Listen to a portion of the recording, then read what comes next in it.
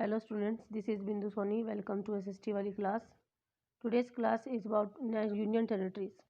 Union Territories क्या होती हैं और क्यों फॉर्म होती है उनके बारे में आज की क्लास है. तो each and everything that you want to know about the Union Territories, I will explain in this class. So let's start the topic. First of all you know that India is a federal country. Or in a federal country, ruling powers are distributed among the central government or the state government. Clear this thing? और article जो 1 है, article 1 है India का, वो क्या बोलता है? Constitution जो है हमारा इंडियन कॉन्स्टिट्यूशन, उसमें इंडिया को क्या डिक्लेयर किया गया है? आर्टिकल 1 में India is the union of state. Union है किसका? स्टेट्स का. कितने स्टेट्स हैं? 28 स्टेट्स हैं एज प्रेजेंट. ओके, तो इन 28 जो है स्टेट्स, इनका क्या है? ये एक यूनियन है. क्लियर? तो in article 1 that is of India कि India is a union of states, not a federation of state. Clear this thing? और आर्टिकल जो 3 है इंडियन कॉन्स्टिट्यूशन का, वो union government has the power to form a state. वो union government को ये power देता है कि यूनियन गवर्नमेंट जो है वो स्टेट को फॉर्म भी कर सकती है, डिफरेंट स्टेट्स को फॉर्म भी कर सकती है, और स्टेट्स को क्या कर सकती है? उनके एरिया को डिक्रीज भी कर सकती है, लाइक आंध्र और तेलंगाना और लाइक पंजाब, हरियाणा, इनको सेपरेट किया, और अभी जम्मू कश्मीर और लद्दाख यूनियन टेरिटरीज फॉर्म की ना. तो ये पावर यूनियन गवर्नमेंट को कौन देता है? हमारा आर्टिकल 3 इंडियन कॉन्स्टिट्यूशन का, कि ये जो यूनियन गवर्नमेंट है, ये जो स्टेट्स हैं उनको इंक्रीज भी कर सकती है, डिक्रीज भी कर सकती है उनके साइज़ को किसी भी स्टेट के, और ऑल्टर भी कर सकती है बाउंड्रीज को, और किसी भी स्टेट के नेम को भी चेंज कर सकती है. Clear this thing? All this power to union government given the constitution, given by the constitution. First of all you should know कि what are the union territories, what are the UTs. Union territories होती क्या है? Okay, तो union territories are the federal territories are administered by the Union Government of India. Union Territories as its name itself says कि union की territories हैं. Union माने कि these are under the central government. Okay, these areas are administered by the union government. Okay, in union territories, these are the union territories. In these union territories, lieutenant governors are appointed by the president. Okay, lieutenant governor are appointed by the president. What is the lieutenant government? Short form में LG बोल देते हैं. Lieutenant government यहाँ का जो है chief administrator होता है, जो यहाँ के एडमिनिस्ट्रेशन को संभालता है. ओके, तो इस लेफ्टिनेंट गवर्नर को अपॉइंट कौन करता है? या एडमिनिस्ट्रेटर भी बोल देते हैं. क्लियर? तो एडमिनिस्ट्रेटर और लेफ्टिनेंट गवर्नर जो है इनको अपॉइंट प्रेसिडेंट करता है. कहाँ पर? यूनियन टेरिटरीज में. पहले तो ये जानो कि कितनी यूनियन टेरिटरीज है. स्क्रीन पर क्लियर है, सभी दे सकते हैं कि how many union territories are there. Total 8 union territories are there. Delhi, Andaman Nicobar, Dadra Nagar Haveli, Daman और दीव, लक्षद्वीप, पुडुचेरी, देन चंडीगढ़, देन दिल्ली हो गया. ये सब कुछ total how many union territories are there? 8. Okay, now first of all you should know कि what are the types of union territories in India. How many types? तो there are 2 types of union territories in India. कि 1 with legislature, जहाँ पर विधानसभा है, दिल्ली है, पुडुचेरी है और जम्मू और कश्मीर. विदाउट लेजिस्लेचर में चंडीगढ़ है, लद्दाख है, ये है दादर नगर हवेली और ये सारे. ओके, तो ये जो राउंड में है यहाँ पर क्या है? लेजिस्लेचर है. 2 टाइप की हो गई यहाँ पर. Now here you have to notice that कि union territories have no separate representation in Rajya Sabha. माने कि अपर हाउस में राज्यसभा में कोई भी रिप्रेजेंटेशन नहीं है यूनियन टेरिटरीज का, एक्सेप्ट किसके?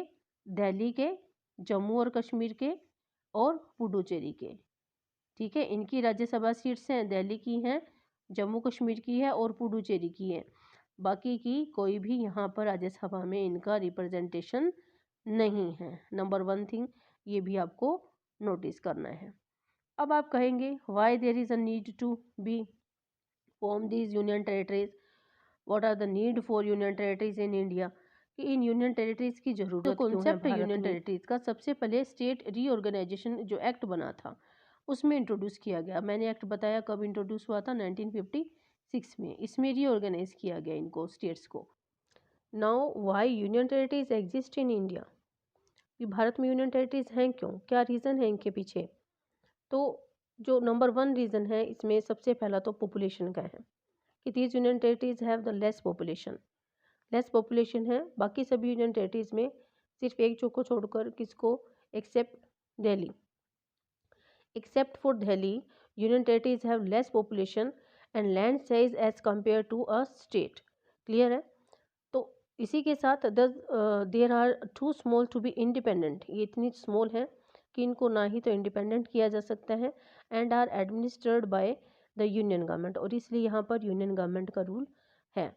किसके, एक्सेप्ट फॉर दिल्ली, जम्मू कश्मीर और पुडुचेरी में क्या है, यहाँ पर दिल्ली में यूनियन, यहाँ पर सबको मैंने क्लियर किया ना। अभी यहाँ पर क्या है, विधानसभा भी है, माने कि लेजिस्लेचर भी है, विद लेजिस्लेचर। क्लियर। एक तो ये रीज़न हो गया। दूसरा रीज़न क्या है कि जो मैनी ये यूनियन टेरिटरीज हैं have the different culture than their surrounding states, इनके जो कल्चर है ना ये डिफरेंट है इनके सराउंडिंग स्टेट्स से। अब इनके पास किसका है, ये तमिलनाडु है पुडुचेरी के पास, दमन दीव दादर नगर हवेली जो किसके भी बॉर्डर पर है, गुजरात, और गुजरात में है वैसे तो ये कंप्लीट, और बॉर्डर इनको लगता है किसका, महाराष्ट्र का भी लगता है। तो यहाँ का जो कल्चर है वो डिफरेंट है किससे, इनके जो स्टेट्स हैं, नियर बाय स्टेट्स हैं इनके। Okay, as because as they were earlier rule under the Portuguese, Daman और दीव थे, ये पोर्तुगीज कॉलोनी थे। ओके, और इसी के साथ जो पुडुचेरी था, पुडुचेरी किसकी कॉलोनी था, फ्रेंच कॉलोनी था। क्लियर।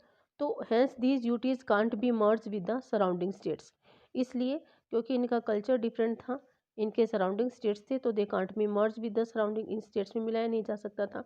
इस रीज़न से इनको क्या बनाया गया, यूनियन टेरिटरीज बनाया गया। फिर Delhi, what's about the Delhi, जो दिल्ली है it is the administrative capital of India. Okay, ये एडमिनिस्ट्रेटिव कैपिटल है इंडिया की, तो यहाँ पर तो इसको क्या है, यूनियन के अंडर में होना ही चाहिए, इसलिए यहाँ पर यूनियन गवर्नमेंट के अंडर में भी है, ये नेशनल कैपिटल है, क्योंकि इस वजह से इसको यूनियन टेरिटरी बनाया गया, और यहाँ की लेजिस्लेचर भी है। तो दिल्ली को बनाने का कारण कि ये क्या है, कैपिटल है, एडमिनिस्ट्रेटिव कैपिटल है इंडिया की, इसलिए इसको क्या कर लिया गया, बना लिया गया दिल्ली को भारत की यूनियन टेरिटरीज और नेशनल कैपिटल। अब चंडीगढ़ का क्या, what's about the Chandigarh, Chandigarh क्या है, एक एडमिनिस्ट्रेटिव कैपिटल है, किसकी, पंजाब की भी है ये एडमिनिस्ट्रेटिव कैपिटल, और किसकी, हरियाणा की भी है। ओके, जब पंजाब और हरियाणा दोनों अलग हुए थे, पंजाब से अलग हुआ था हरियाणा, कब, 1966 में। ओके, जब पंजाब और हरियाणा दोनों एक दूसरे से सेपरेट हुए 1966 में, उससे पहले दोनों एक ही स्टेट थे, तो इनकी दोनों की एडमिनिस्ट्रेटिव बॉडी भी चंडीगढ़ ही थी, और दोनों अपना अपना क्लेम कर रहे थे चंडीगढ़ पर, हरियाणा भी और पंजाब भी। तो इस कंडीशन को देखते हुए जो इन पर कभी एक राय नहीं बन पाई, इसी के साथ फिर यूनियन गवर्नमेंट ने क्या किया, दोनों की एडमिनिस्ट्रेटिव बॉडी एक ही बना दी, कैपिटल चंडीगढ़। ओके, तो अभी भी इनके ऊपर ये जो है, इनमें विवाद है पंजाब और हरियाणा में कि चंडीगढ़ किस में मर्ज होना चाहिए। इस जो है कॉन्फ्लिक्ट को देखते हुए, कंट्रोवर्सी को देखते हुए, जो यूनियन गवर्नमेंट है इसने इसको क्या बना दिया, यूनियन टेरिटरी भी बना दिया। तो फिर सेकंड है कि नेक्स्ट थिंग जो है, लक्षद्वीप और अंडमान निकोबार क्यों है, तो लक्षद्वीप और अंडमान और निकोबार इनको जो है यूनियन टेरिटरी बनाने का क्या रीज़न है, तो लक्षद्वीप और Andaman Nicobar islands are located far from the mainland of India, कि ये जो हमारी एडमिनिस्ट्रेटिव बॉडी है दिल्ली यहाँ पर है, इससे ये बहुत दूर पड़ते हैं, माने कि मेन लैंड से बहुत दूर है। ओके, दिल्ली से तो बहुत दूर और मेन लैंड से भी काफ़ी दूर पड़ते हैं ये, तो दस दे आर जो है स्ट्रेटेजिकली इम्पोर्टेंट है इंडिया के लिए, इनकी स्ट्रेटेजिकली इम्पोर्टेंस भी बहुत है भारत के लिए, है ना। तो in the case of any emergency, कोई एमरजेंसी का केस हो तो इंडियन गवर्नमेंट जो है डायरेक्टली यहाँ पर एक्ट कर सके, एमरजेंसी में डायरेक्ट यहाँ पर एक्शन ले सके, ना कि पहले स्टेट गवर्नमेंट को बताएं और फिर यहाँ पर एक्शन और स्टेट गवर्नमेंट की सहमति से, तो ऐसा कोई वह टेंशन नहीं रखना चाहती भारत सरकार।